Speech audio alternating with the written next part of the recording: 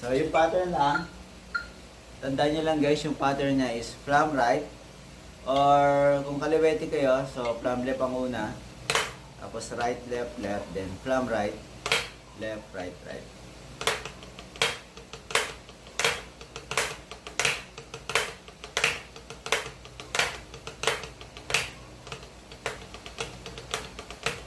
So, maganda siya exercise.